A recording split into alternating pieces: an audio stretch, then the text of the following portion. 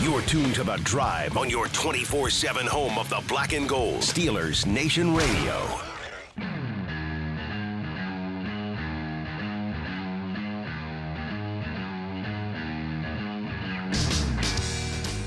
Good afternoon, Steeler Nation. It's The Drive on the Steelers Audio Network. Wes Uhler and Matt Williamson with you here on this Thursday as we approach the end of April. And Matt, unfortunately, a little bit chillier out there in crazy in Pittsburgh today. All of a sudden, feels a little chilly. I was down at PNC Park this afternoon. Peel back the curtain a little bit for everybody. Cardinals and Pirates day game, and I looked at my phone right before first pitch, and it said like 44 degrees outside. Ooh. I think it was. Feels like 38. Wow. And I was like, oh man, yeah, I could feel it. I could feel it. But it was a lot. Pens get eliminated. It gets cold out. That's right. I mean, Right. times changed a lot from last Thursday night. It sure did. We did a lot of flip flopping with the weather here these last couple days. I think it's supposed to go back to nice weather this weekend, but we'll see here as the calendar's getting ready to turn to May. But yeah, pretty cool. Went to the Pirates day game today. Cool. Skeens was on the bump against J.J. Weatherholt, who of course went to Mars, where I went to high school, and WVU as well. He had himself a leadoff home run, which was pretty cool. Conflicting for me because obviously I'm a Buccos. You wanted to see him do well, I'm sure, guy, but right. You know, when this 23-year-old who's lighting it up and has the same alma mater, high school and college as me, I'm going to root for him as well. So good stuff. Always a good afternoon out down there. But I'm excited. I need to get down to the park. I have not been there for a while. Yeah, I think that was the first time I'd been to a game, and I want to say 3 years. It's been a couple of years for me at least. So but yeah, nice usually, day with a beer and a dog. You know. Oh right? yeah, and usually when family come from out of town and visit, it's always like, there's a Buccos game, let's go. I just haven't done that in a few years, but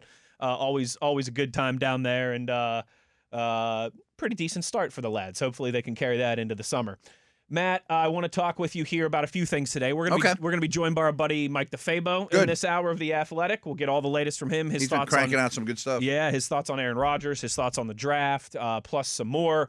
I want to talk to you some fifth-year options today because we still have some more moving. Tomorrow's the deadline. Tomorrow's the deadline. They're basically in the books. So. Some recent updates from some other big key situations around the league to keep an eye on with that too. So we'll talk about all that and more, and of course plenty of your tweets and your YouTube comments before we get out of here today. But I wanted to start with you. Best available free agents here still. Yeah, because this is something that we've been getting a lot of tweets about, and I guess things start to go that direction across the league. You know, I didn't quite get that defensive end I want, so I'll call Janavian Clowney. You know, I mean, what's funny is the list is pretty decent right now. I mean, and all these guys can play in the league if they still want. It's not like nobody wants you.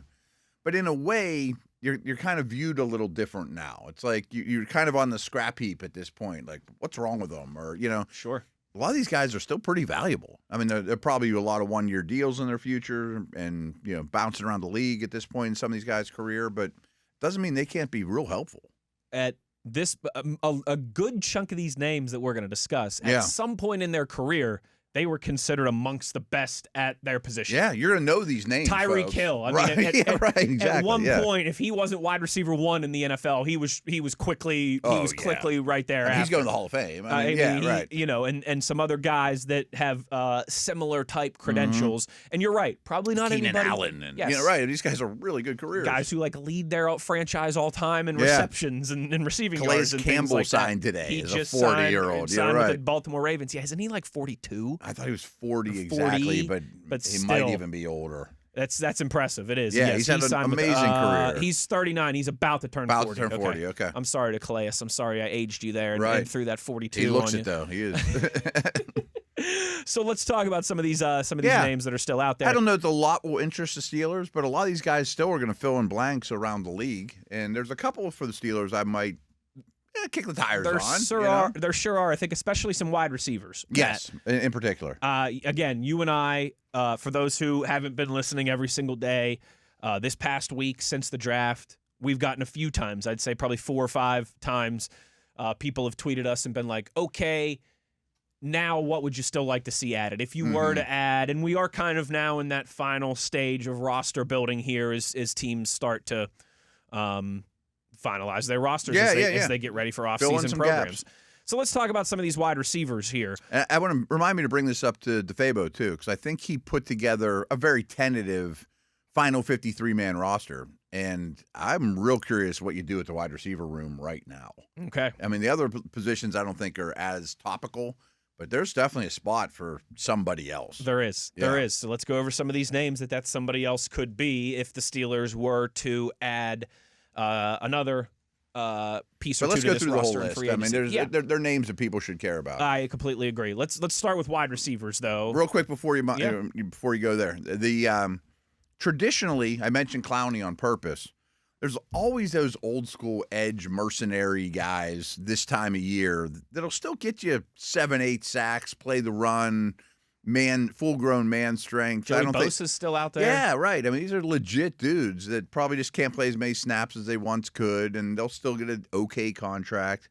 And safety's another one. You can almost always – I don't even know what the safety market is now, but those two positions in May, you can usually find somebody to help you, you know? You can. Yes, you can. So let's go over some of those names. Offensive tackles, not so much. Not so much. And our ongoing theme of the last few months here on the drive. Keenan Allen, who we just mentioned, just turned 34, and has had a incredible career. But is there still a spot for him on an NFL roster? I don't think for the Steelers. Maybe he's a West Coast guy to begin with. You know, he went to Cal. He wanted to go back to the Chargers. But every season of his career, except for one, has been with the Chargers. I think not that. I don't think I'd be interested if I were the Steelers either, because frankly, he didn't run well at his combine 100 years ago. He's never run great, and he's slower than ever. But he's the old man at the Y and still figures out a way to get open and get those rebounds. He can still get you a double-double just about here every and night. there. Like, he can't run, he can't move anymore, but he's got 11 points and 10 assists. Yeah, what happened? He has 4 catches and 3 of them are for first downs, and one of them's a touchdown.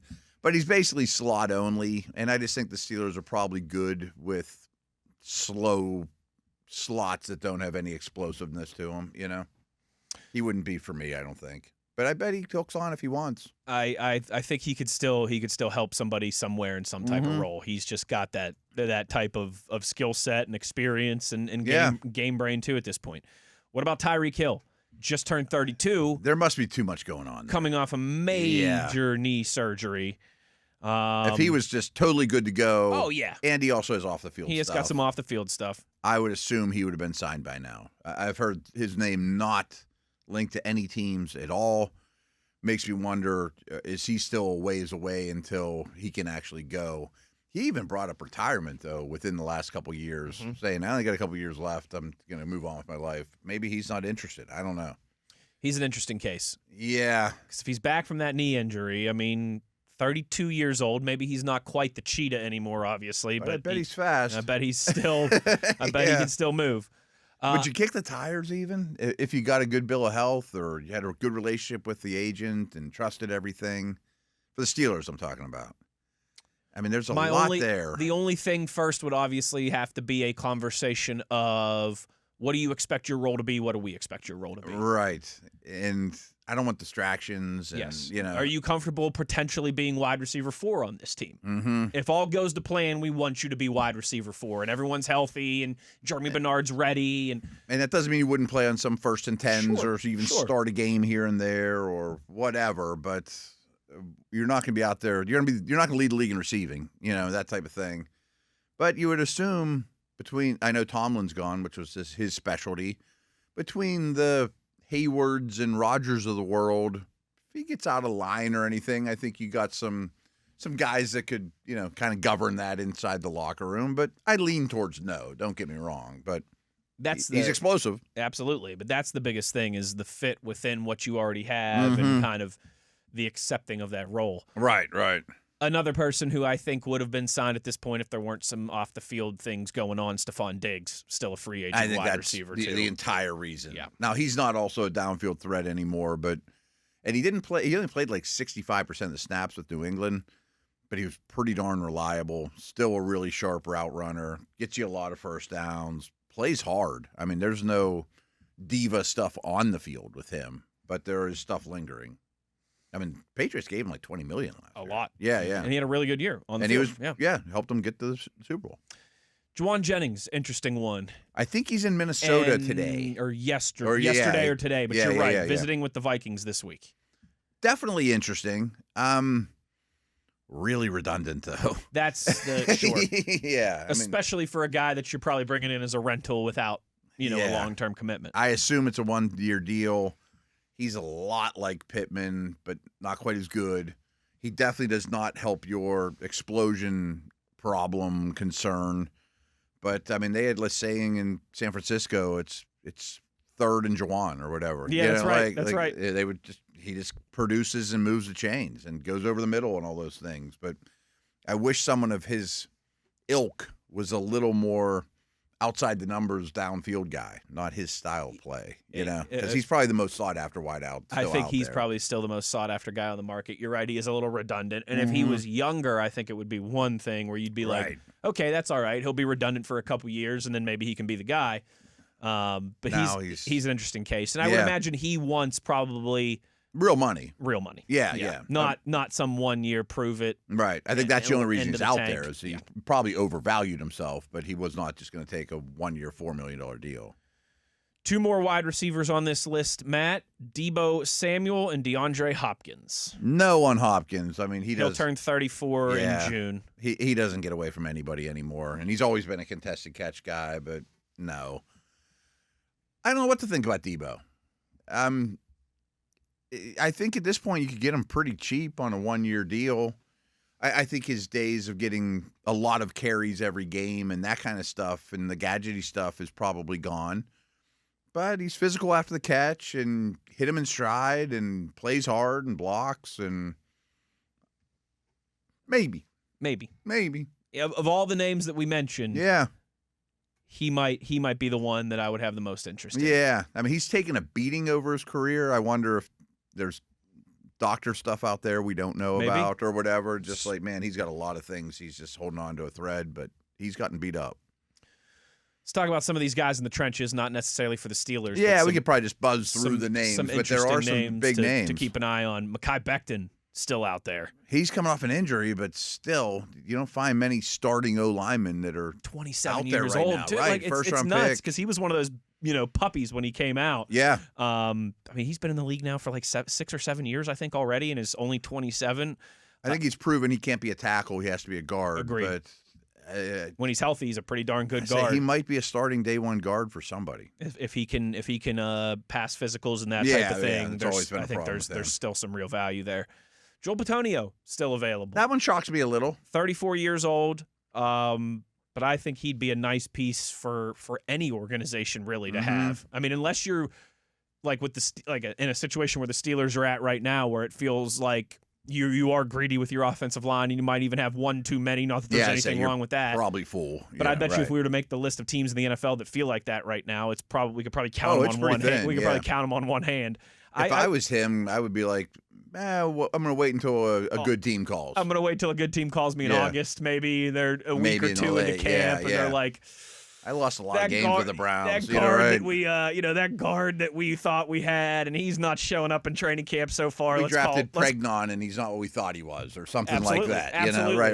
Let's call up Bitonio. Told Joel he's got another year. See what he's got. I think Zeitler's still out there too, who's exactly the same case, and he's even older. I think he's 36. There's a couple more of those types of guys out there. Taylor Decker still out there. Jack Conklin, speaking of former Browns, both still out there. Because of their position, they could probably still give you a year, and it won't be pretty, but get the job done more than you think. I think all of those, Kevin Zeitler too, probably the last one fits that type. All of those guys, probably except for Mekhi Becton. He's different. He's different. Yeah. But all of those guys, they're not. I don't think they have any more All-Pro years in them. No, but they could certainly raise your floor for a year, and you could do much worse. I always joke about this. Those guys are. I don't know all their situations, but they all have many millions in the bank, have been through the battles, are so technically sound. but they know how to get guys blocked in the league. My feet don't work quite like they used to, and I got 5 kids at home and 4-car garage and a big bank account, and I got it because I earned it because I've learned how to survive in this league. Yes. And I don't want to be alone on an island against Watt or Garrett, but if I have to be for a couple snaps, I probably won't get your quarterback killed. You know what I mean? Exactly right. At this point in my career, I'll bite and scratch or whatever to get it done, A couple more names on this list, Matt. Most of them on the defensive side of the ball. Joey Bosa is an interesting case. Yeah, he can still play. Still just 30. He will turn 31 this summer. These guys are going to be designated pass rushers, part-time dudes, but there's always a handful of them out there. And I know there's been some concerns over his health the last few years, but last year in Buffalo was the healthiest year he's had in a while. Yeah. So, like I said, there's always some brand-name edge guys out there that, man, he has 80 sacks in his career. Right. Wow. Clowney's still out there. You mentioned him earlier. He's 33 years old now. He had 8.5 sacks last year. He was the first pick in the draft. I mean, Bosa was like the 3rd pick in the draft. I mean, there are other ones. If you give me enough opportunities, I'll get to the quarterback, and I'll be change teams every year. I didn't know Clowney had 8.5 sacks last year. I would have definitely said it was less than that. Yeah, I mean, they're still useful. AJ Epinesa out there. He's too. another big-bodied guy. Buffalo pass rushers still available. Matt Milano still available. He might be done just from injury. I mean, he seems like he's held together with duct tape. He does, yeah. And he at one time was a really solid player. Speaking of older edge rushers, Cam Jordan still out there. I would have lumped him with like Calais though. Yeah, like their lifetime achievement awards are really strong. Is he just waiting to buy his time, or is he saying, I don't even want to go to training camp? I'll just call me. Some of those guys might be that case. Right. Yeah. Call me in the middle of August. Yeah. And I'll be ready for week 1. Fine. Yeah. I'll be ready to play. He turns 37 this summer, had 10.5 sacks last year. Did he really? Yeah. Wow. Isn't that nuts? I would not have got that. I would have guessed that I knew either. he was still good, but would never have guessed 10.5 sacks last year for Cam Jordan. Yeah, if he wants to play somewhere, he'll be there. Von Miller still available. He had 9.5 sacks last year and played in all 17 games. 37 years old. These guys are more or less all-time great Hall of Famer, borderline Hall of Famers. Those guys will end up in Philly or Buffalo, or I don't know, somewhere that's a contender. Hassan Riddick is the last kind of big name edge guy there. 31, former guy from Philadelphia, was with Tampa last year. He could be a good rotational piece. Yeah, still again, too. just don't ask him to play the run down after down. Put him out there in situational, situations. Situational situations. Exactly. A couple corners on this list too, Matt, and I don't think the Steelers now, especially after that room's pretty full too. Draft pick is pretty full, but they're. Again, at all these positions, they're still pretty. Not all these positions, not really at tackle and not at quarterback and things like that. But a lot of these positions, there's still some interesting names. Trayvon Diggs still out there. L'Jarius Sneed still out there. Rasul Douglas, former Mountaineer, still out there. All of him will end up with the team. Exactly right. But geez, Rasul Douglas is only 30. I would have thought he was. Seems like he's been in the league longer. It seems like he's been in the league a long time. I'm 35. I thought we were in school at the same time, but we were not. Maybe my bonus year, he was a freshman. Any other interesting names on this list? DJ Reader still available. He's been linked to the Giants as a Dexter Lawrence replacement. Okay. And that would make some sense. There's some talk that he might sign there in the next day or two. I mean, just as a pure run-stuffing nose. Maybe the most interesting name, and I didn't scroll through the list, but I just know he's still out there, is David Njoku.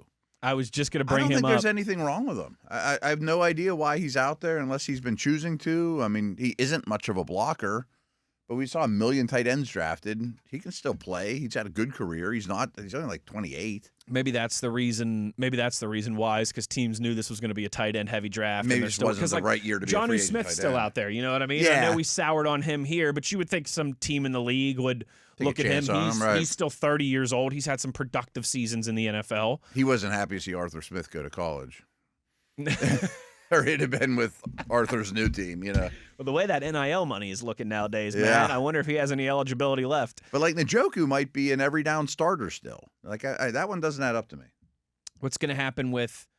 I guess there's 2 more names on this list that I feel like have earned in their careers a quick conversation.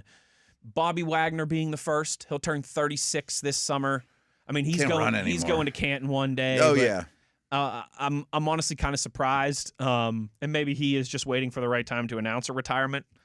I'm sure there might be a team in the league that would bring him in to kind of play a lesser role, almost make him like a coach on the field. Exactly thing. right. Kind of like somebody, a second round linebacker or whatever. Kind of like what the Jets did with what's his name from the Saints, Demario Davis from the Saints.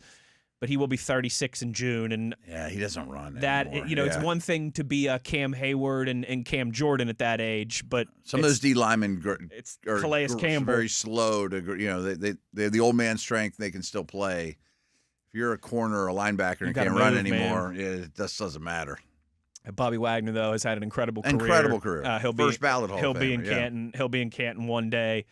And just that time where he was young in the league, Patrick Willis was doing his thing. Luke Kuechly, that's kind of like the last time we had. I feel like some the real last elite, golden age of true middle linebackers. Lambert, Singletary. Those three were so much fun to watch play, and Willis is in the Hall of Fame. Didn't Kuechly get elected this year? He just went, And Bobby Wagner will be there one day, absolutely.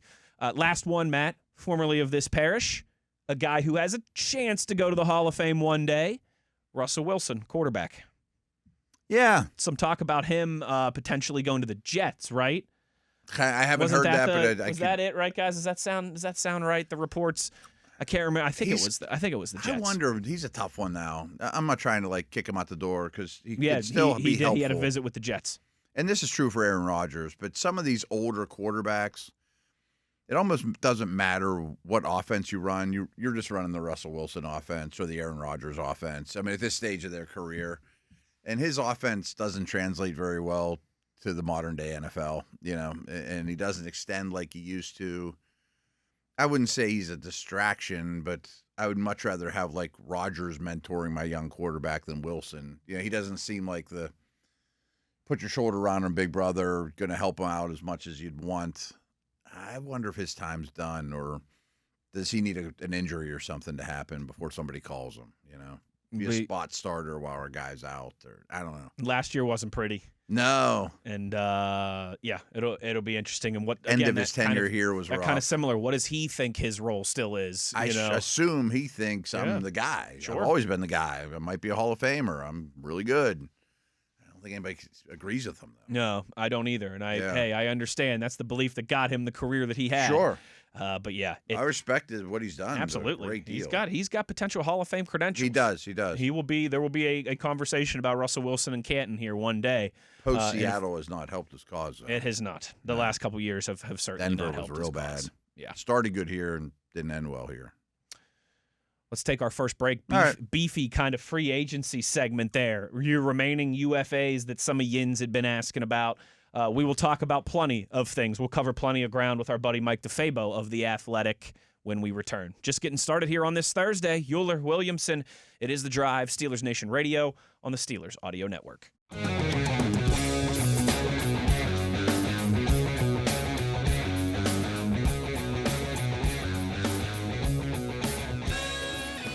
Back on the drive here on this Thursday. Into the phone lines we go to catch up with our buddy Mike DeFabo. Of course, covers the Steelers for The Athletic. Mike, thank you for taking the time to join us as always. Hope all is well. We've got plenty that we want to dig in with you here, I'm sure, as you can imagine.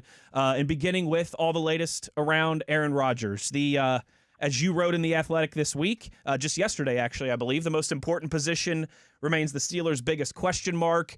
And some new information, but some confusing information earlier this week, of course, with the rare unrestricted free agent tender. What does this all mean now in your eyes? Is it still likely that Aaron Rodgers is going to be a Steeler? Does this really change anything, or is this just the Steelers protecting themselves from a curveball? Where do you think everything stands now between the future Hall of Fame quarterback and the Pittsburgh Steelers?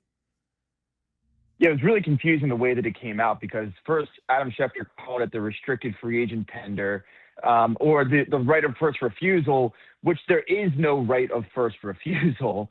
So he called it the wrong thing. They don't have right of first refusal. What it is basically is if Aaron Rodgers were to go somewhere else before training camp, the Steelers get a comp pick back in return. That automatically happens up until the draft. but the draft is an important cutoff, and any player that signs after the draft doesn't factor into the comp pick formula. So that's why it happened now, and that's why they had to do it now to preserve the opportunity to get the comp pick.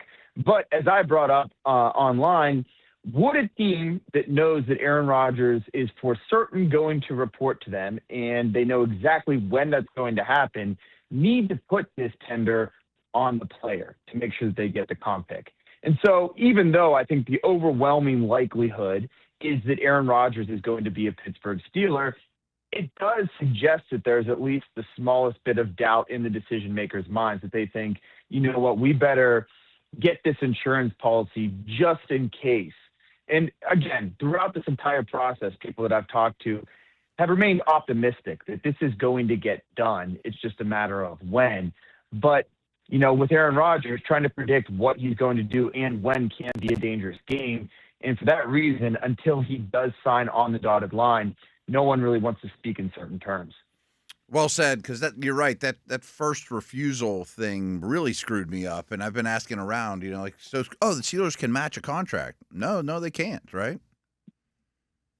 Yeah, that's the thing. So really, basically, Aaron Rodgers is still a free agent. He can sign with anybody that he wants, whenever he wants, for pretty much whatever value he wants.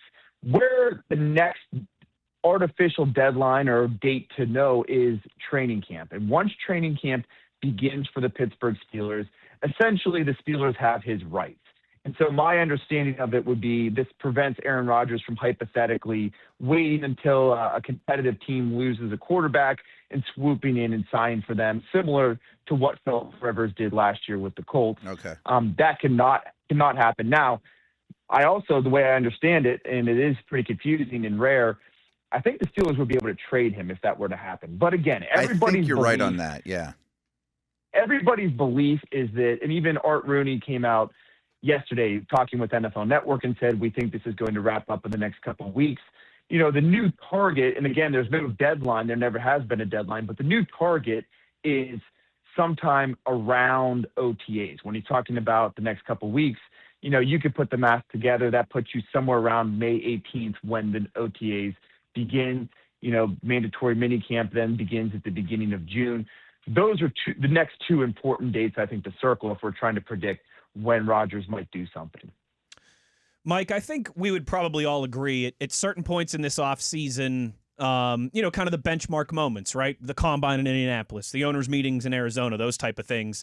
It seemed like there was still a quiet confidence that Aaron Rodgers will be under center for the Pittsburgh Steelers in 2026. There's been this news in the past week. They've also taken a quarterback in the third round, you know, not the 6th or 7th end of the draft, but with a top 80 pick in the NFL draft. Do you still sense that same confidence, though, that Aaron Rodgers at some point will be under center for the Pittsburgh Steelers here this year? I think that if you were going to place a bet on which quarterback is going to be the Steelers starter, it would be Aaron Rodgers still. But the way that he, you know, again, there have not been deadlines, but the way they've continued, he's missed these targets. And it tells me that the team maybe doesn't know for certain what Rodgers is thinking as much as they once believed. Because, again, they believed that he was going to give them an answer twice, and he's not yet been able to do that. Now, when it comes to the Drew Aller thing, you know, at owners' meetings, Mike McCarthy made it clear that if a quarterback was available to them somewhere in those middle rounds and they had an opportunity to get that quarterback, they were going to do so. And so I think that was the plan all along. So I don't really read into the Drew Aller thing suggesting that maybe their confidence has changed in Aaron Rodgers. But the tender thing does make me think, because as I said before, why would you ensure that you're going to get a comp pick for a guy if he goes elsewhere if you're absolutely certain he's going to come to your team? So, Mike, if we operate on the assumption that Rodgers will be back and will be the week one starter, I'm curious how you think the rest of the quarterback room shapes up. I mean, like when they took Uhler, I kind of thought, man, Mason Rudolph's time here is probably very, very limited. Doesn't mean he won't be at training camp, but I don't know that he can make the final roster. Did they look at Howard and think he can be a suitable number 2 by cut down day? And I'm curious what you think of Uhler as a prospect. Yeah, that was my initial reaction to, when they draft, even when they were talking about quarterbacks this offseason. Often Omar Khan would leave out Mason Rudolph, not mention him at all. And it would take our buddy Mark Caballi bringing up Mason Rudolph for Omar to finally comment on him. They've said that they were interested in adding to the quarterback room and, again, expressing confidence in Will Howard and, again, not mentioning Mason Rudolph at all in those conversations. So I think that probably, if I were to project today, they'll bring 4 quarterbacks to training camp. Mm-hmm. And at the end of training camp, as long as Will Howard looks like he could be a suitable backup, I would assume that Mason Rudolph is the odd man out. That can change. Now, last year, remember, Will Howard got injured. And in this case, a guy pulling a hamstring the last week of the training camp might be a blessing as a way to be able to keep 4 quarterbacks. And certainly, there's a case to be Mike, made. I've been kind of thinking about it, too. I'm like, maybe Drew Uhler will have a hangnail right around cut time. And we don't want to play him yet anyway. And, whoops, he ended up on IR. Yeah, those things do happen in the NFL. There are some creative ways that you can keep guys around. So maybe something like that does happen. And truly, when you look at it, the Steelers have to make a tough decision, a tougher decision than it might seem, because if you need to win a Week 15 game against the Cincinnati Bengals to stay in a playoff race, who would you trust in that situation? Right now, if you had to pick one of those 3, I know that I would pick Mason Rudolph. And so it's kind of Howard has to have a good camp, right? Yeah, you absolutely want to develop these young guys and build a strong young room. On the other hand, you've kind of built a win-now roster, and especially if you're bringing in a 42-year-old quarterback, you're kind of declaring yourself as a win-now team. So it is an interesting decision. But again, I think that odds are that if you're picking, they're going to probably pick the 2 young guys to stick with the team.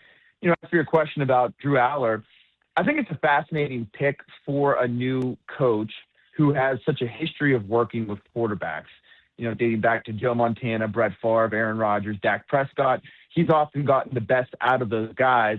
And so now in a lot of ways, he has the perfect canvas and also the perfect measuring stick to evaluate him as a quarterback developer, because Uhler has a lot of the things that you cannot teach.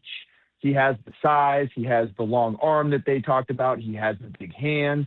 He is an absolute effortless thrower of the football. Really one of the best pure throwers of the football in this class and in the last couple of years.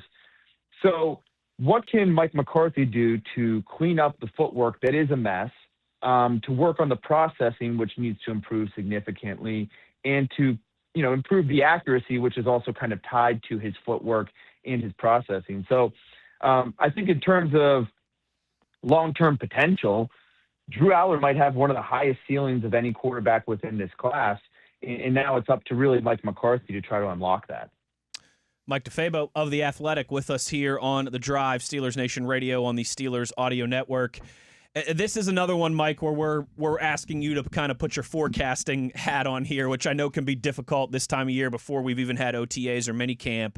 But obviously a lot of good-looking, intriguing pieces to that offensive line puzzle now that the Steelers are going to have to decide how they're going to put it together. What's your kind of best guess on what the first alliteration of that looks like whenever we see the Steelers here at minicamp and OTAs in a few weeks?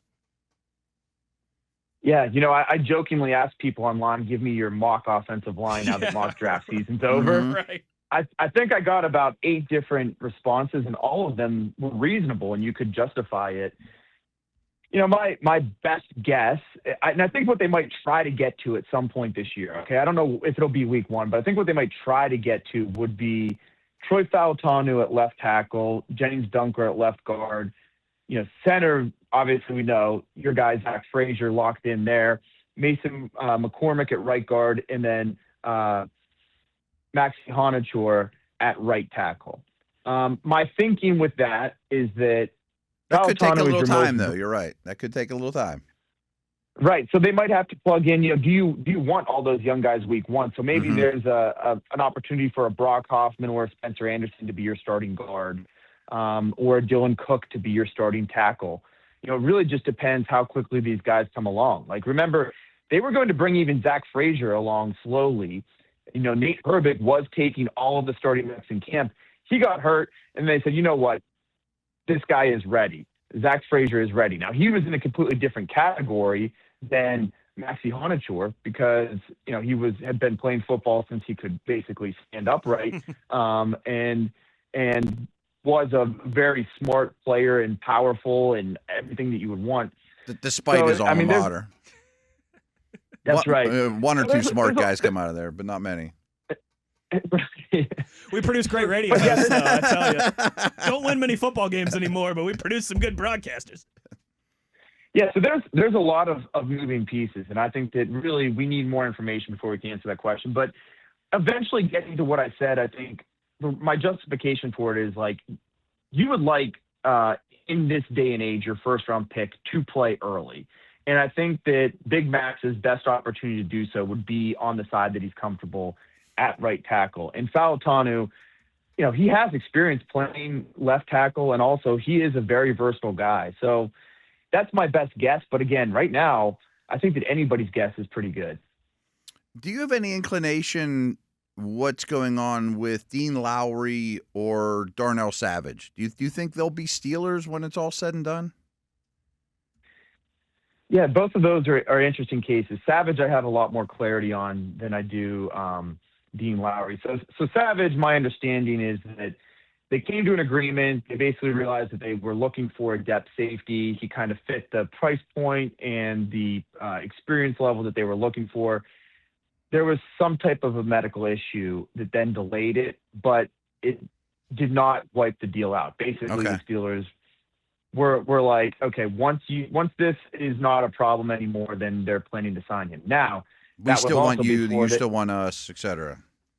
Right. That was also before they got Spears Jennings. Mm-hmm. And now Spears Jennings is a 7th round pick. And he is a guy that you're kind of just betting on traits, and you probably can sneak that guy through to the practice squad pretty easily, I would assume. Mm-hmm. But that is one new variable that wasn't introduced, since the last time I had a conversation about what would happen there. Dean Lowry But real quick on Savage, I did think it was telling that they used a 7th round pick on a safety, not a 3rd, So maybe Savage is still in the mix, Yeah, and I mean, truth be told, Savage did not have a great year last year. I mean, the first highlight, if you look him up on Twitter and look at videos, is him getting burned when he came in, like the first play of the playoff game as an injury replacement. I mean, he is a former 1st-round pick, though, and he has a ton of experience. And he may not even make the team. Piece. I mean, I don't think he'd even be guaranteed to make the team. Right. He would be really one of, you're talking about like 4 or 5 guys right on the fringe. He's one of those guys. Yeah. And similarly with Dean Lowry, Yeah, true. I think these insiders, they've been kind of going through a slump lately. We got Schefter's bungling that whole situation. We had the insiders reporting George Pickens has signed his franchise tag. Then no, he has not signed it. And then, okay, yep, now he finally did. We had this Dean Lowry thing where he's signing with the Steelers, then he's not signing with the Steelers. I miss the old days when the GM would just tell people what was going on. That would, the team would announce what's going on like they do in hockey. That would be great. But, Dean Lowry, truth be told, if he makes the team again, he's going to be one of those last guys. This depth chart has changed significantly at the defensive line position to the point that apparently the Steelers didn't feel like there was a pressing need to address it until the 6th round this year. And so I think that if Dean Lowry were to sign, you're creating a competition probably for that last spot between him, between Gabriel Rubio, and then between that Logan Lee. Logan Lee, and then the undrafted free agent that they got from Syracuse, the guy that just tested through the roof, Jobity. I need to look into him. So his relative athletic score was through the roof. And he's another guy that I think of the undrafted guys, could factor into the final, roster cut down. So I kill his name, but Ottawayo's back too, right? Yeah, so they have Yeah. they have plenty of depth at that position. And I mean, you're talking about a guy that was, he's had a very good career. I don't want to take anything away from Dean Lowry, but he's been a solid rotational piece since he's been a Steeler. Now he's going to be 32 at some point this season. He's coming off of an ACL injury, so he's going to be one of those guys, whether he signs or not, that would be right on the roster's fringe. Mike, before we let you go, I got to ask you. I think the three of us would agree Pittsburgh's a pretty underrated food city. We've got some great food options in this town. And I think one of the most underrated spots, it's always been one of my go-tos, is Pepe's. Of course, the sub shop, the sandwich shop. And you were cool enough about a week ago, you were fortunate enough, you got to go there with Jerome Bettis and kind of talk about why Pepe's is the go-to spot for the Steelers. I had to imagine that had to be pretty cool, right? To get to go snag a sandwich with the bus. Well, you're going to like this story. Well, first of all, people can watch this video that we produced at The Athletic on my Instagram page. It's just mike.defabo. But we were doing a little bit of a food tour. We went to Permanis, and then we're like, we got to go hit up Pepe's on the north side. And this was all arranged. And apparently that same day, Jerome Bettis just walked into Pepe's. And his routine is that he comes into town, since he doesn't live here anymore, gets his hair cut at his barbershop, and then goes to Pepe's for a sub.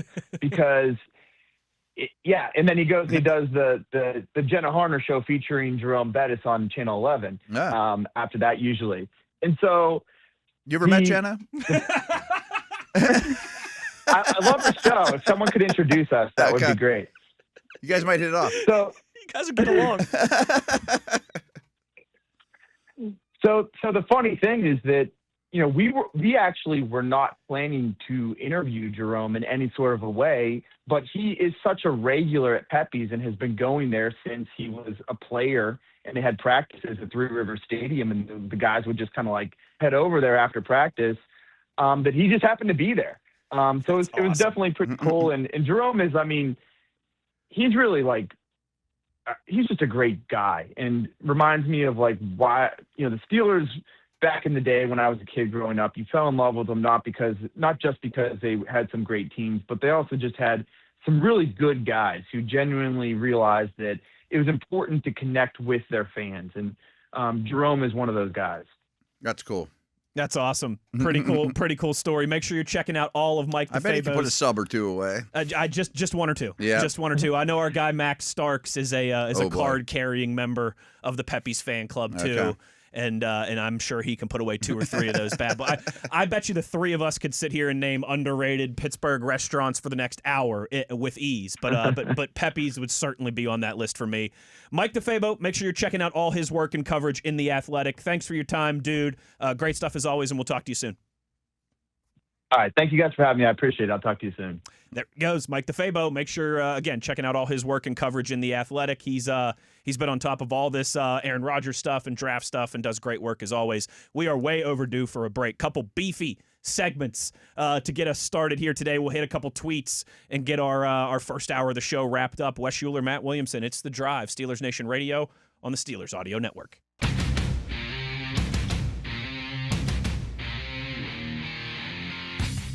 Real short segment here to close down hour one and get our schedule back on track. Too much, huh? That's what we do this time of year, though. It's very free-form jazz this time of year.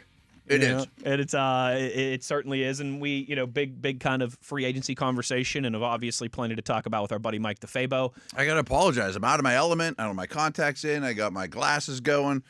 I don't have solo cups. I had to drink out of this thing. I'm a creature of habit. I need my stuff to be a certain way. We had to start a little late because I had his eye appointment. I'm a little disheveled. It's all right. You're doing good. You're still bringing it. I'm still trying to get everything figured out with my endoscopy. So we all kinds of stuff, right? Look at us. I mean, we're just a medical nightmare over here. But we do have finalized dates for Steelers rookie camps, OTAs. Oh yeah. Mandatory mini camp.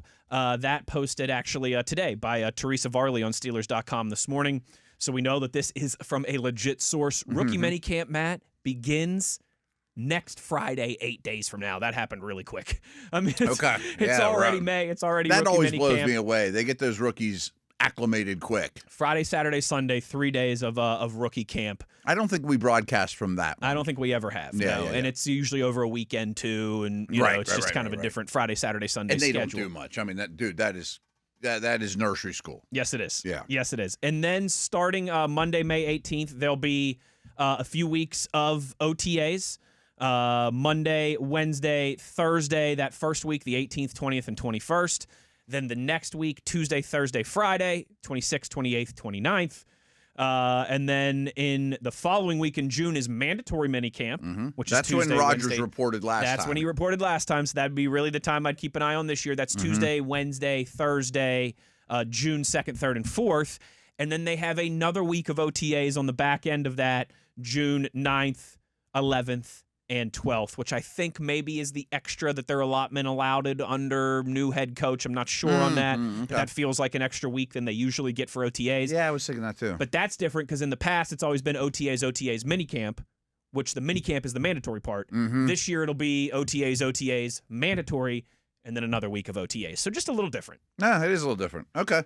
Noteworthy. Noteworthy, There you go. and you can start to put that on your calendar for everybody. And Yeah, obviously, people get a little too excited about those. I mean, agree. Not a lot comes out of them, but I agree. You are seeing people throw footballs and catch footballs and run routes and things of that nature. all it usually signals to me is like you better really enjoy the sunshine because training camp's right around the corner. Yeah, summer's and we're back to coming the pretty grind, quick. baby. Yep.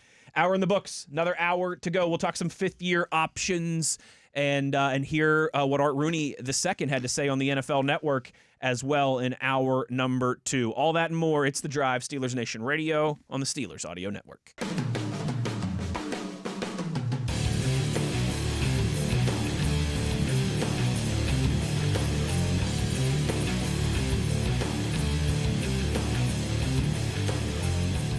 Good evening, Steeler Nation. How we doing?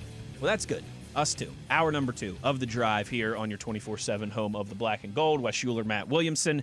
And we have got to talk fifth-year options as we are now at the 11th hour of this thing, Matt. Yeah. And we've got pretty much clarity on all these situations at this point. I don't think there's Steelers really... have not made a final decision on Broderick, but Correct. I think that's going to be a no. And I guess tomorrow we'll know for sure, but I think he's like the last domino to fall. I do find it a little curious that they're waiting so long. I mean, could it be like, boy, if he just shows us enough physically, we'll pick it up, and if he doesn't, we won't? And they did have some off-season program stuff over the last week Yeah. or two, and so he was in the building. Got your hands on him, and Yeah. My bet is, frankly, I just don't think he's played well enough. When Medicals you combine aside, that, I think we could have a good faith debate if he had been completely healthy this year. You know? I think so too, and I would lean towards no. Especially now with the selection of Mad Max. The thing is, though, the economics of it, since he hasn't gone to a Pro Bowl not or hit terrible. any of them, isn't that bad. You paying him Dan Moore money. And if exactly, and if he's a starting left tackle, you could even trade him after the 5th year off. I mean, like, you just don't want him to walk because it's not that financially binding. Though there is an argument for it, but I think there's too many strikes against him at the moment. I think so too. It's just a little too much, especially when you consider pretty soon you're gonna have to pay some dudes on that offensive line, and you'll need all the money you can get. And maybe they're just waiting to see, hey, can we get one in the first round or not? Sure. And then you do, and it's like, wow, okay, decision made. Let's roll through this. It is the 2023 first round draft class that is up for their 5th-year extensions this year. First overall pick, Bryce Young. The Carolina Panthers have exercised that option, I think, as everyone can imagine, and apparently they're kind of talking about contract extensions, and that's always a possibility here too. That's the thing about like him and Stroud's next on the list, I assume. I think picking up the 5th-year option's easy for both them, but the extension part's the hairy thing. Yes, it is. Considering, do you want to be hitched to Young for the next 5 years or whatever, 3 years, 4 years, whatever? And the way Stroud's played lately, it's like, do I want to give him a massive signing bonus now, or do I want both these guys to play out the season and give me carrot more? in front of them. Yeah, or even, I mean, the Steelers don't do this, but other organizations do. Maybe you say, hey, let's talk in week 8 or whenever our bye week is, or and let's see how the season's going. I don't know. I think for both of them, I think you nailed it. Picking up the 5th-year option is definitely the right move. But then after that, there's a lot of wiggle room there for those two. Because frankly, like Tua was in this situation. Like, yeah, we can pick up 5th-year option, but then they extended him. It's like, now we're on the hook, and he's not what we want him to be, Stroud, I think, is certainly the one that you would be more willing to give an extension to, but, man, he did struggle down the stretch. Yeah, it's been not a bad good taste in your mouth right now with him. Third overall pick, maybe the best pick from this draft class so far, Will Anderson of the Texans. They exercised his option, but then they also agreed to a 3-year, $150 million extension, so he's locked up as he should be for the guy that would have probably won Defensive Player of the Year last year if Myles Garrett didn't have a historic season. Yeah, and he's got a chance to be an elite player. Yes, he does. And probably already is. Pick number 4, Anthony Richardson, quarterback of the Colts. I think that's a pretty easy no. No, I don't think he'll be a Colt in week 1. I thought he'd get traded during the draft. I'm a little surprised that he's still a Colt, too, and think he could certainly be on somebody the move. would roll the dice on him, give him a 5th-round pick or something. Devon Witherspoon, the corner from the Seattle Seahawks, 5th overall pick. They exercised his option back in March and are currently discussing expected to discuss a long-term extension with the cornerback. Same thing with Smith and Jigba, their other first-round pick this year. I know we'll get to him. It's not his turn on the list, but easy one, extend them both. That's why they didn't do much in free agency this year, is to invest into your own. Paris Johnson, 6th overall pick, offensive tackle for the Cardinals. They picked up his option, estimated $19 million for the 27 season. He's not necessarily an elite guy, but he's been a good, solid tackle for them. And ascending. One of the more things to build around in their organization currently. I think he's one of the more underrated guys in the league now. I think his future is still even brighter. And frankly, if he was on the Chiefs, we'd be like, this is a great young tackle. Yeah, he's in a bad situation to get noticed. Tyree Wilson, edge of the New Orleans Saints. Of course, he was a draft pick of the Raiders originally, but was acquired in a trade by the Saints. On draft day. Yes. And the Saints are declining his 5th-year option. He'll be a free agent at the end of this upcoming season. And people don't understand it. If you trade for someone, it's then your decision to pick it up or not. Pretty easy one as well, too, Matt. A guy who you said it a few times, and I agree, might be the best running back in all of football, Bijan Robinson, Atlanta Falcons. They have picked up his 5th-year option. And via Schefter, they are expected to give him a contract extension at some point this offseason. Which I'm sure will happen, but if you really wanted to play hardball with a first-round running back, maybe this comes up for Genty or Love when their time's up. 5th-year option. Franchise tag. Send him on his way. Yep. You get 6 years, beat the crap out of him. Yeah. The Lev Bell method? Right. Mama, he was not a first-round pick, but... Mama don't want your sons to be running backs. It's a tough world. Jalen Carter, 9th overall pick to the Eagles. His 5th-year option has been exercised. Estimated $27 million for one of the better interior defensive linemen in the league. They just extended his buddy Jordan Davis, so I don't know if they'll extend both, That's interesting. It's an interesting problem to have for them. It's a good one, but yeah. Darnell Wright, offensive tackle for the Bears, one of the best right tackles in football. His 5th-year option has been picked up. Yeah, I love him. $19 million, all pro. Should have went WVU. Should have been recruited by WVU, but that stinking Dana Holgerson didn't think he was any good, even though he grew up right down the road. Number 11, pick 11, Peter Skronsky, Skronk to the Titans.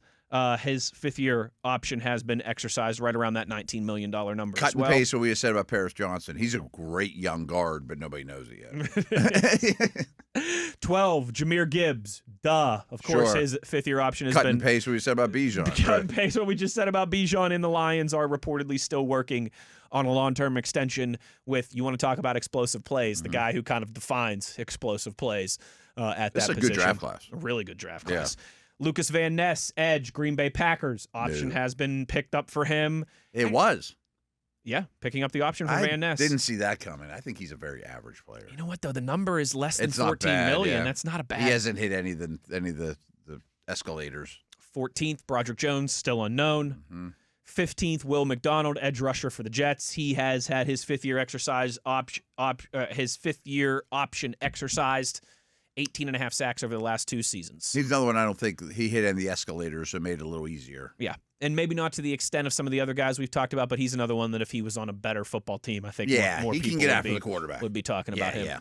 Emmanuel Forbes Jr., the corner for the Rams, was drafted by the Commanders, waived in 2024, picked up by the Rams, no 5th-year option. I'm not even sure if he's on the Rams roster now. He's one of the few guys on this list that hasn't at least had a nice NFL career to this point. Yeah, he's been really bad. This was a really good first round. Yeah. 17th, one of the best corners in football, Christian Gonzalez, New England Patriots. Easy decision to pick up his option, a little over $18 million.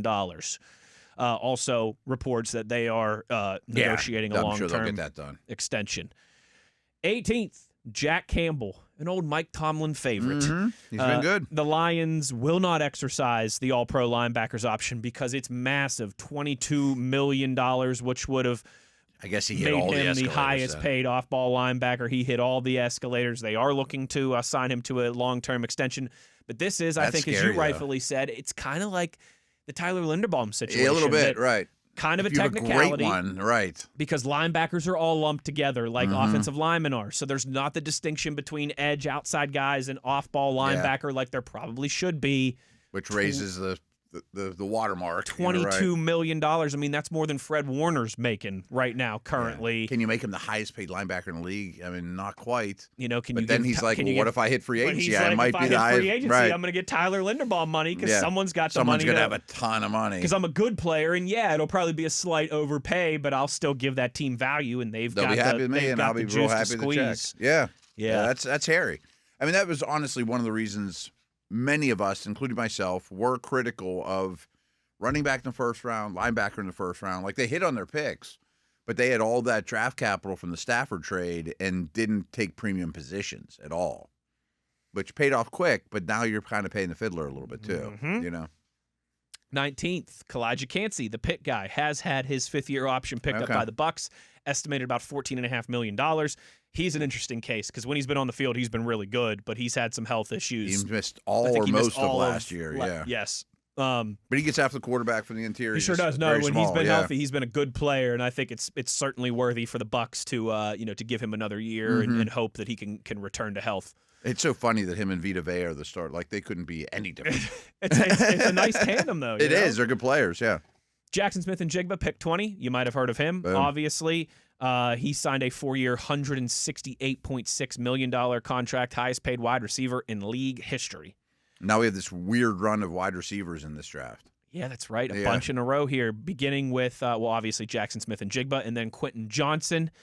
Chargers, they did pick up his fifth-year option. I thought they wouldn't. Little surprising to me. They have a lot of money, though. They do have a lot of money, and to his credit, his start of his tenure there was underwhelming. He has done better over the last year or two. Harbaugh's gotten more out of him than the old staff did. Yes, and maybe that's kind of their, hey, we've got the money to spend. Let's see if we can really, really get him, to what we thought he could be. Herbert must like him. 24, Zay Flowers, Baltimore Ravens. That option has been picked up. He'll make a little over $27 million with that fifth-year tag. And then 23, Jordan Addison. The Vikings have exercised Jordan Addison's fifth-year option. I thought that was a debatable one with his off-the-field stuff. I agreed, but at the same time, probably a fair risk to take for a guy that has been good when he's been on the field. Yes. And so, again, to this point in the draft, I mean, only a couple of these guys that have not had their options picked up. It's a pretty good class. Right. Deonte Banks, corner for the Giants, no. And I don't think he will be. No. 25, Dalton Kincaid for the Buffalo Bills. His fifth-year option has been picked up. I don't think it's bad for tight ends. No, it's a little over $8 million. Yeah, I'd say that was an easy decision. Easy decision. 26, Maisie Smith, defensive tackle for the Jets. His option was declined. He's right there with Forbes as the biggest bust in this class. Yes. Just did nothing. He's one of the few names that there's been a couple that have been mess. Maybe like a Broderick Jones, but wouldn't call him a bust. But there's one or two on this list. Did nothing. That did nothing, yeah. 27, Anton Harrison, tackle, drafted by the Jags. Team will be exercising his option. He's an up-and-comer, and he's a lot better than people realize. Yes, he is. He might be their best offensive line. And they've really invested into that offensive line. They could be another ascending group like the Steelers. Yeah. In another year or so, we could be talking about, oh, man, look at that group, that young group that they have there together. 28, Miles Murphy, Cincinnati Bengals, declined his option. He was okay last year, 5.5 sacks, but I don't think you want to. No, he doesn't look like he's paying off. Yes, and they've done some more investing in free agency in the draft heavily, at the edge position. Brian Brisset, defensive tackle from the Saints, no. 30, Nolan Smith Jr., edge rusher from the Eagles, yes. He has had his option exercised. He'll earn a little under $14 million. And then lastly, because remember, this was the year the Steelers took Joey Porter Jr. 32nd because it was the year Miami, I believe, right? Forfeited their first-round pick. Felix Nduke Uzoma, the edge rusher for the Chiefs. No answer from Kansas City yet. That's going to be a no, I would imagine. I would think so. I'm curious why it's lasting so long, but I would think that would be a no. He's okay, but he's probably not worth that. Would agree. I tell you what, though, that was a pretty good first round right, yeah. draft list when you coming over. Oh, man. I was just sitting there thinking, like, the chances that this past draft is anywhere close to as good as that one in the first round is slim. I think Will Anderson Jr. is one of those guys. It's very early, but he's on the right path to potentially be a gold jacket guy one day. Yeah. And then there's a lot of other Hall of really good. Yeah, Smith and Jigba's probably might be on track for a gold jacket one day if he stacks a few more great years here. Christian Gonzalez, Gibbs, Bijan. And then a lot of really good Darnell Wright and Peter Skronsky. There's some good linemen. Yeah, some really good linemen in that class. So that was a fun exercise, kind of combing over the potential. And well, I shouldn't say potential because most of those have been decided. Only a couple still left in the balance there. But the fifth-year options for the 2023 first-round draft class. Let's take a break here. Let's hear a little bit. Art Rooney II was on the NFL Network yesterday, what he had to say about Aaron Rodgers, about the draft in Pittsburgh, as we kind of put a bow on a major week that was last week for the Pittsburgh Steelers. Wes Uhler, Matt Williamson, it is The Drive, Steelers Nation Radio on the Steelers Audio Network.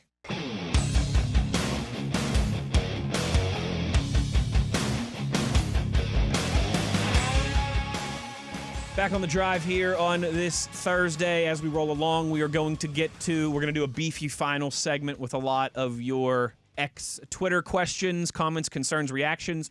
Remember, put those in the YouTube comments as well. Not only does the algorithm like that and bump us out more to Steeler Nation on YouTube whenever there's participation in the comments, our guy TV also likes that as he screenshots the best ones and passes them along to us. So we will have a little times yours in our final segment today. But before that, Matt, earlier, Art Rooney II, of course, Steelers team president, was on the NFL Network talking about a bunch of different things. Aaron Rodgers, of course. Always noteworthy. The draft in Pittsburgh and just what he thought about it from his perspective and what was obviously a long process. You don't just get awarded the draft and it happens a couple months later and whip it out. Yeah. No, it's obviously a very long process. And it was apparent they put in the work. Yes, clearly. They sure did. So here's everything Art Rooney II had to say on the NFL Network.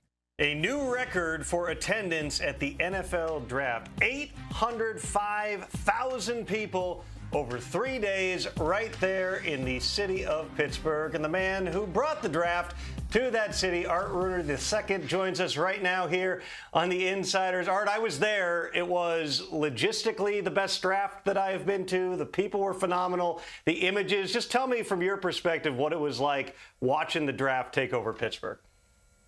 No, Tom, it was fantastic. It couldn't have gone better from my perspective. Everything we wanted happened, and the traffic, everything was perfect. So it was a well-executed plan by a lot of people.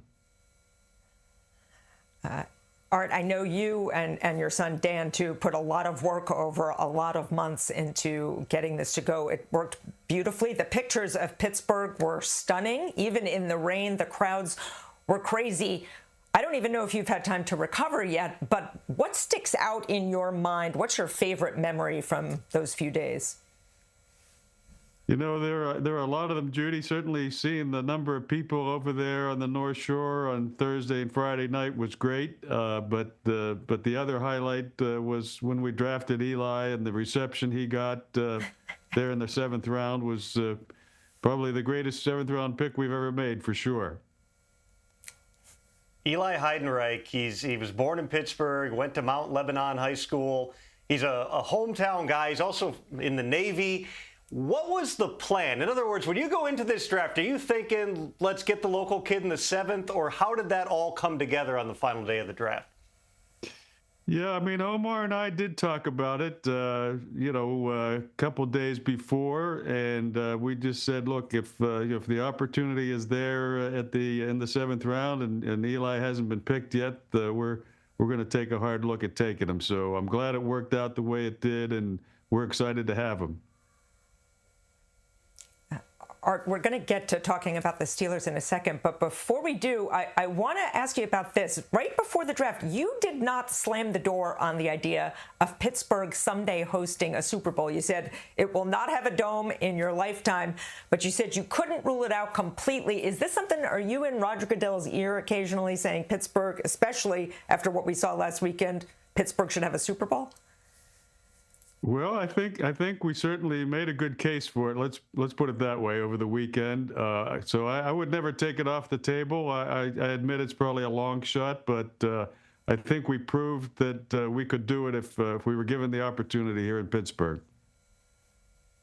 So tell me about the draft from the Steelers' perspective. Setting aside the city of Pittsburgh, it seemed like the whole positive reception overall to the picks. You're in the draft room from Maxie Honachor on down. How did you feel like the Steelers came out of this draft? You know, we felt good. Obviously, we addressed the offensive line with a couple of picks, which is a priority, and then we were able to come back and get a receiver in the second round. And so, things fell the way we hoped, and we had a lot of picks, so that worked out well. And I think we got a lot of guys that hopefully can make a difference this year. Art, we can't help but notice the guys you drafted would do an awful lot to support an offense, an awful lot to support a veteran quarterback if he were to choose to return to the Pittsburgh Steelers. I know you talked about it briefly right before the draft. Can you give us an update on where things stand with Aaron Rodgers right now and maybe a potential timeline for a decision?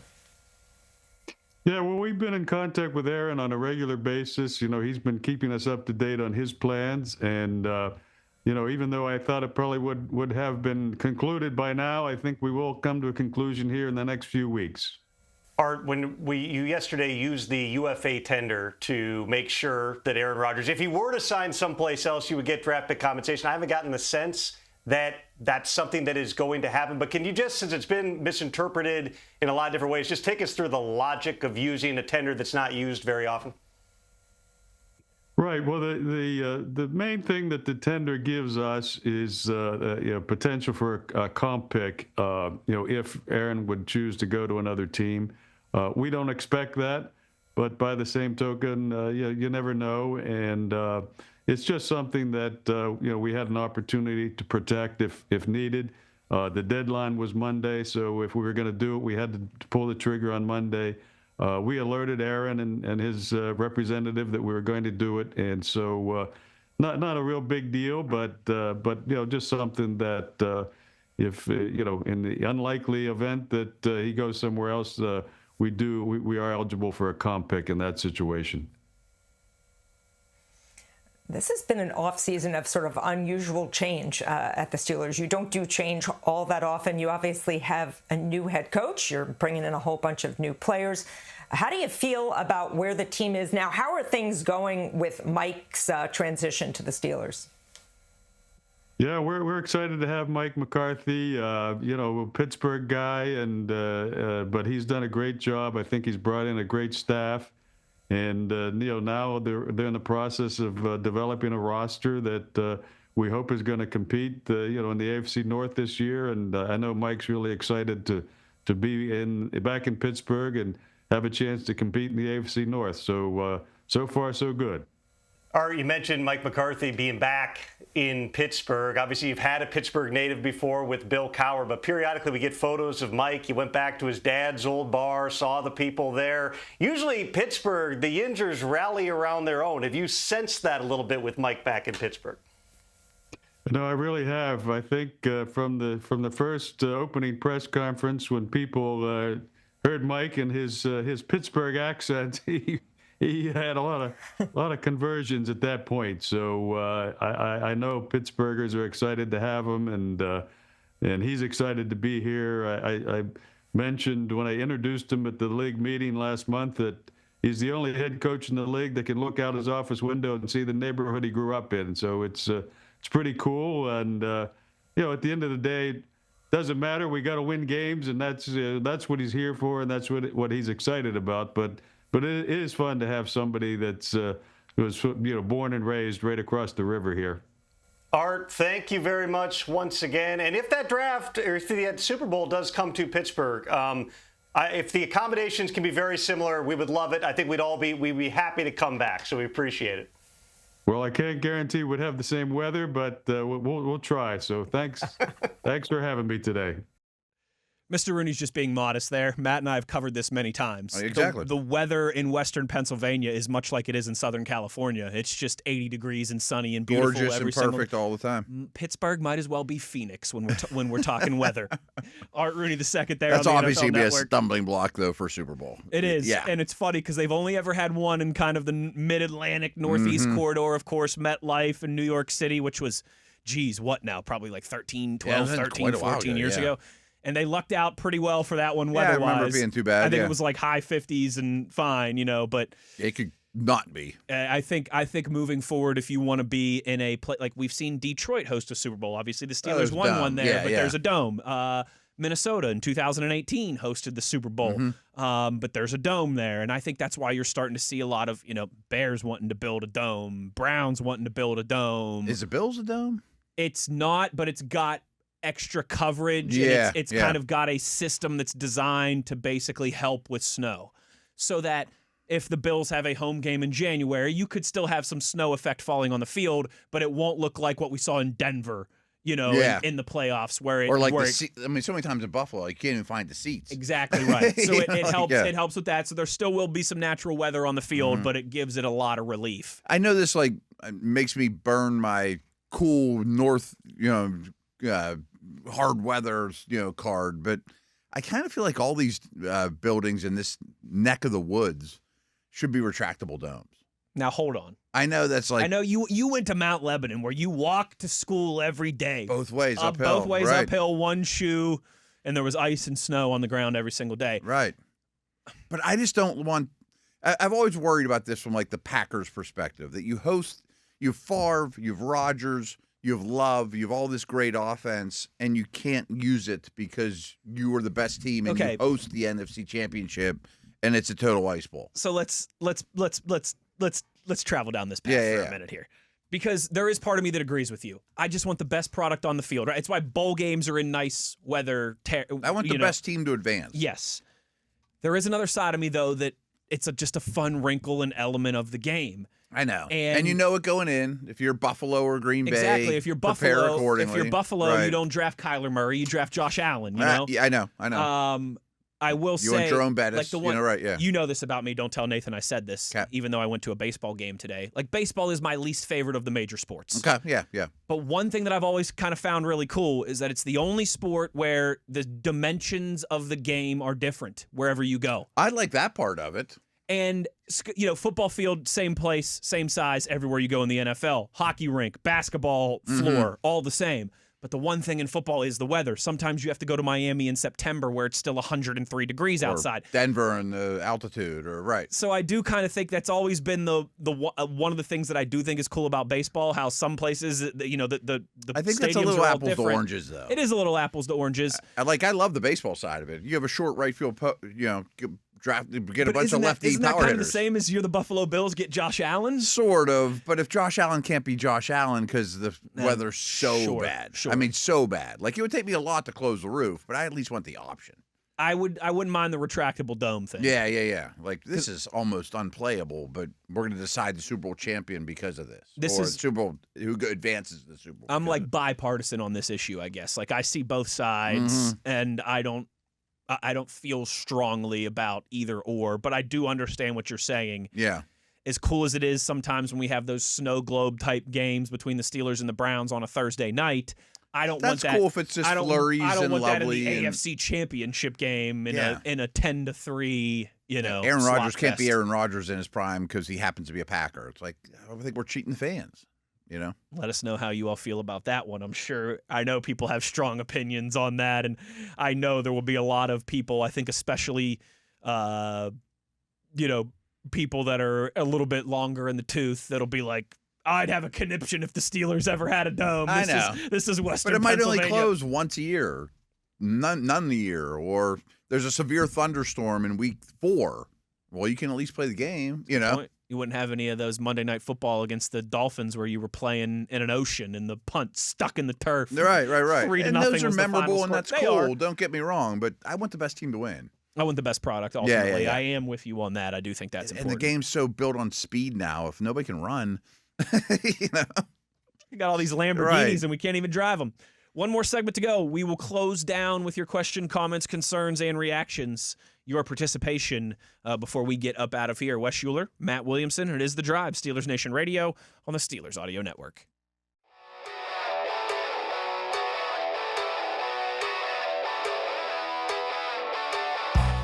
Closing things down for the day here on The Drive, and you know what that means. The time is yours. We turn it over to you. Questions, comments, concerns, reactions.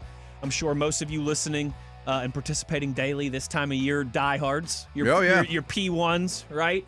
Appreciate it. But if you have hopped on the moving train here recently, there are two ways to get involved with the show. You can find us on the X Twitter, as Dale would have called it. I'm at Wesley Uhler. He's Williamson NFL. You can also just leave questions, comments, concerns, and reactions in the YouTube comments. And our video producer, Tyler, Mr. TV V, will procure those and pass those along our way. Dorkman chimes in here with two questions. Well, the second one's actually very interesting, and I don't know if I've ever discussed this with you. But first, are we even sure that the Steelers really do want Aaron Rodgers right now? It seems like Mike McCarthy might just want to work with the young prospects. And two, you guys talk a lot about at times of these guys having personal position coaches. Do NFL teams offer thoughts or suggestions on personal position coaches? That's a really interesting one. I don't know if we've ever had that segment before, or that conversation before. I'm not sure. I'm not sure either. I'll get back to that in a second. I think they absolutely want Rodgers. I think they do too. I understand the logic of, boy, I would love to see what the two young pups have and all those type of things, but I very much believe they want Rodgers, and that's is how I would handle it at this point too, as well as the feeling you get when you're on the South Side. Yes. That I don't know. How do I pick my personal quarterback coach? I guarantee your agent and the agency has a lot to do. They definitely have recommendations. Like if I were Carson Palmer's brother is a personal quarterback coach, I would think his best relations are with the top agents in the league, as well as quarterback coaches and teams and the Mike Tomlins of the world that are highly regarded. And you want to build a client list of Josh Allen and, look what I did Allen's the best example ever. But I don't know for sure. I know that I'm sure they approach every quarterback through the draft process, and it probably even starts at like Manning passing camps and, all the way back, So I would think that it's not as convoluted as I'm making this conversation right now, that it's just like picking a college or picking a psychiatrist or a personal doctor or a chef or whatever. It's like, okay, I hear what you have to say, and my particular areas I need to get better at might coincide with what you're best at fixing. I don't know. That's a good question, actually, because we do all know all these guys have, especially the quarterbacks, have personal, coaches. Yeah. Outside the building. Yes, but how much does the team factor into that? How much of a say? Is it Right. a little bit? Is it at all? Is it? They don't help you pay for it. Sure. That's out of your pocket. But I will say, like, when you hire an agent, one of the spiels, that's also a recruiting process is, hey, I got 3 agents to pick from. Absolutely. I'm a big-time dude. Absolutely. All these agencies will be like, well, we also do financial support for you. We'll do your taxes for you. We'll help you find your next home. We can and teams do that too. Like, I should remember his name. He was a really good receiver for the Bills when I was a real young kid. Jerry Butler was his name. Not a household name, but Bills fans are like, oh, Jerry Butler was great in the 70s, the Swan Stallworth era. And he was our guy that was like the liaison to the players. Like, we recommend you go to this neighborhood, or this car dealership might give you a deal, or, oh, you're having off-the-field issues. I can put you in touch with the right people to help you with your marriage or whatever. There's all those type of services. And that was through the team. Jerry got to know all the people well, and the players could go to him. And, he didn't have anything to do with this, but they told me and the other scout that got hired that it was kind of my same situation. We were new guys. hey, the Polo Club in Strongsville gives us like 30% off. Yep. Do you want to hit that up? And we both were like, yep. We lived next to each other and we commuted to work every day. Sure. And a lot of the practice squad dudes were in there too. Like they're not going to buy a house or they get picked up for the last 2 weeks of the season. We can help you get temporary housing here. Yeah, and that type of thing. It's pretty close to the facility. It's nice. It's not as nice That's as what it you have sounds. The Polo Club sound nicer than it is. Yeah. Don't get me wrong, but yeah.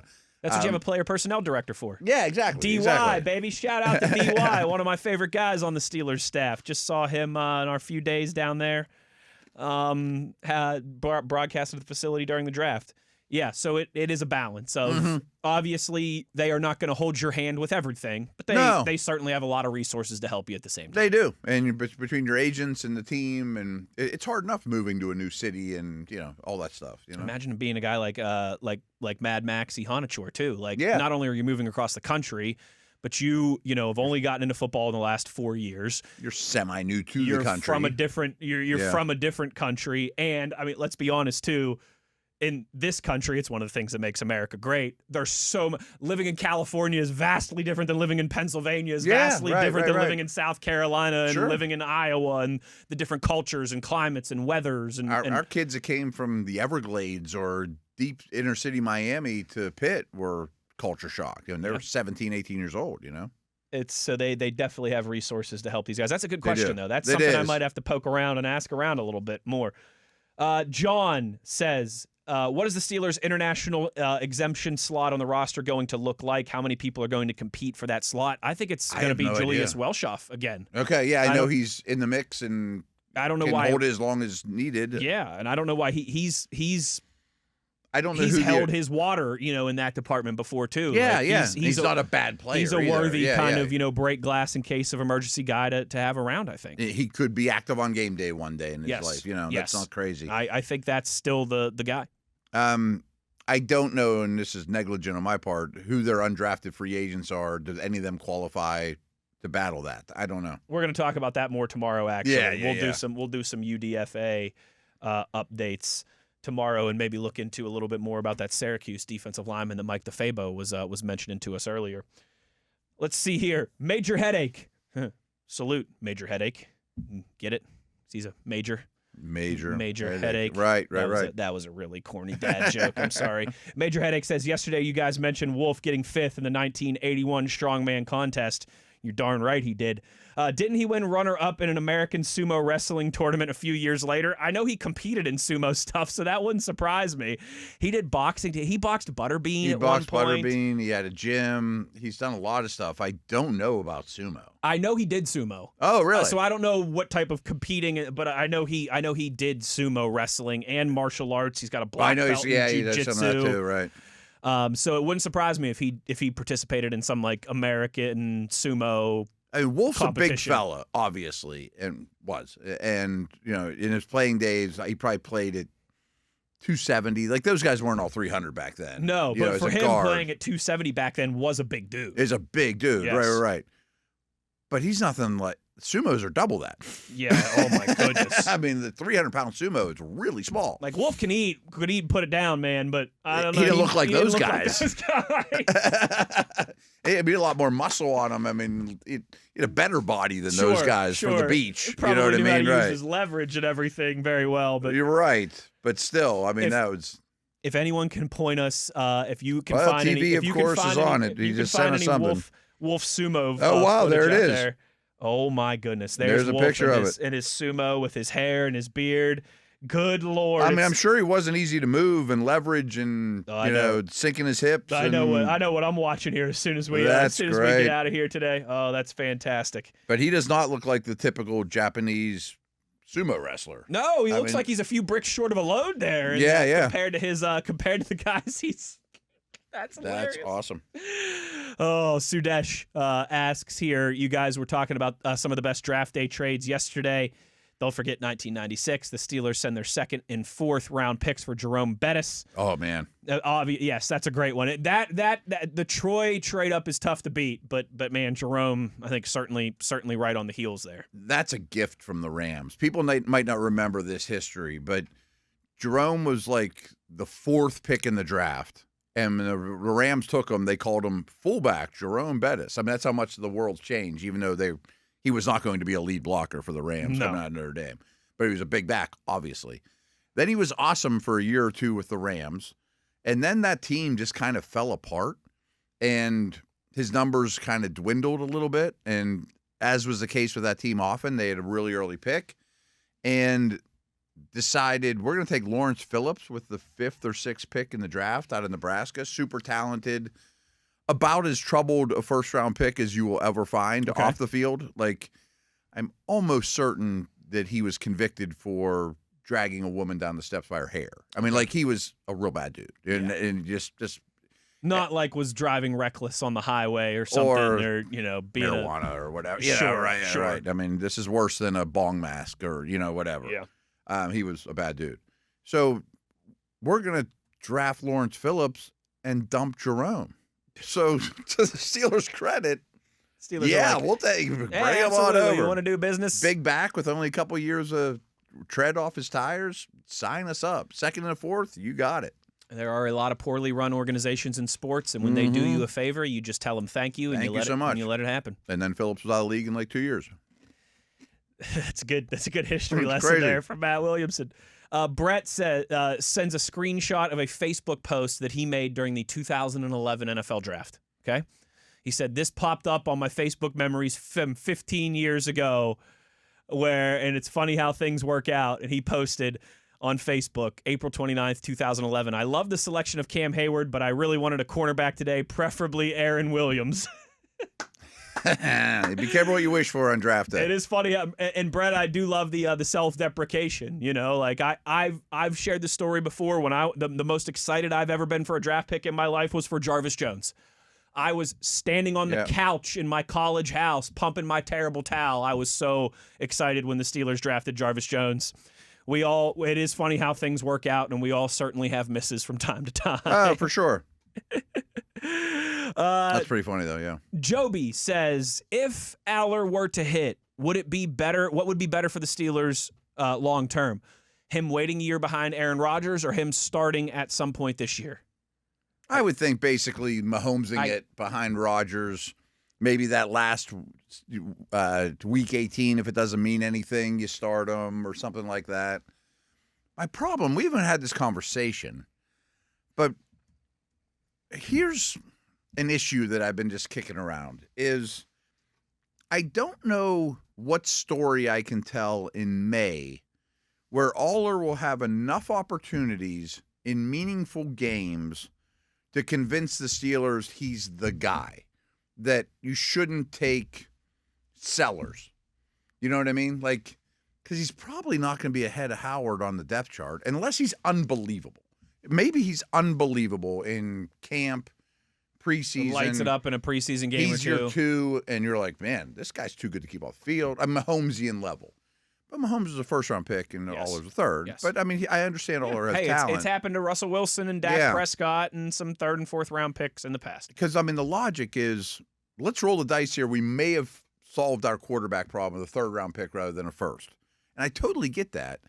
I just don't know how the Steelers are set up where he could prove that you should not take that guy with the 18th pick in the draft. It would have to be Aaron Rodgers ends up not being a Steeler, or you have some kind of injury situation, right? Or he just completely is undeniably good holy cow. in camp and preseason. Anyone that doesn't even know the games, like, he's unbelievable. You got to get him out there. I mean, and again, great, but that's probably unlikely. Or they start 0-6 and just say, Drew, you're the guy. Probably not going to happen either. Probably not going to happen either. Right. But if there is a scenario where Drew is the long-term guy, I think him sitting and learning for a year is the most likely route to work on the footwork to that outcome. Learn from Aaron. Yes. Red and I think shirt. that's the plan. Red shirt, baby. Christopher says, you guys were talking about off-season topics. I have an ideal for you. I'd love to know your ideal roster construction under a salary cap, meaning you have a team and no players, but X percentage goes to the quarterback room. Y percentage goes to the offensive line.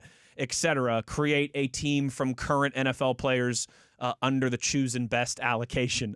That would take us some research. I would say some I'm time. probably not going to put the homework into that in the off season. But that would be fun. It would be fun. Maybe there's, I'm sure, and I'll look. Maybe into there's this. a template out there. Maybe there's a template, some type of like one of those stick to the model type things that we could use online where we can kind of build it. Jason from Over the Cap has like done that. Like, that's interesting. Most teams, because ideally, like one thing I could help you with, and this kind of piggybacks off the quarterback conversation we have. It's awesome to have Uhler or even first overall pick Mendoza being on a rookie deal and having an awesome quarterback on a rookie deal. But then your entire cap whole structure changes when Mahomes, Allen, Lamar become, okay, now we got to pay him. Yes. Because that's a great problem to have. I would love to have the highest paid quarterback in the league and him be worth every penny of it and maybe even more. Like, you can't pay Mahomes enough. But that's a lot different than a rookie deal. Totally. That's the cheat right. code. They're both what you want. Look at that. Look how loaded that Chiefs offense was when Mahomes was still on his rookie deal. Yeah. Like ideally, I'm paying my quarterback $70 million a year because he's worth it. If the Steelers in the next 5 years are paying a quarterback $70 million a year, that's a great thing. That's a great problem to have. Exactly. RJ asks, can you guys come up with Steelers who are likely for extensions this upcoming year? Is it mainly just Porter, Mount, Washington, and Boswell? Yes on those three. Herbig as well would be in the conversation. Yep. That's all the above. Benton's a possibility as well from that draft class. Maybe we can do a little bit more on that tomorrow. I kind of promised that earlier in the week. We can do it tomorrow or next week. But I do want to list every guy whose contract is expiring after this year. And we'll just talk them through them and, even the guys they signed to a one-year deal this year, Let's do that tomorrow. I also want to talk with you a little bit. We'll sneak a fantasy football segment in. Oh, yeah. And talk about what guys from this draft class project to be the best values for upcoming fantasy drafts as rookies. I actually did something similar earlier in the week, and it's really bad. Well, way to give yourself credit, baby. No, I did a swell job. I just think it's a really bad class for fantasy. You mean it's a really bad? I thought you meant like the report that I threw together was really bad and hastily done. I did a bang-up job. It's just not a really good group for rookie fantasy production at all. I was like, Matt, come on, believe in yourself a little bit, man. There's no problem with that. There's no problem with that, baby. Matt walks into the room and he just knows he's got it, baby. That'll do it for us today. We will be back, of course, tomorrow with our last show to wrap up the week. Big thanks to our buddy Mike DeFabo for joining us today. Thanks to Nate Dogg on the ones and twos. He might reach across the producer desk and punch me here one of these times if I don't stop talking about J.J. Weatherholt. But spoiler alert, I ain't going to stop talking about J.J. Weatherholt. And a big thank you, as always, to our resident statistician and video producer, Mr. TV. For Matt Williamson, I'm Wes Uhler. Take care, everybody. We will talk to you tomorrow. As always, you know where to find us. It's on your 24/7 home of the black and gold, Steelers Nation Radio on the Steelers Audio Network.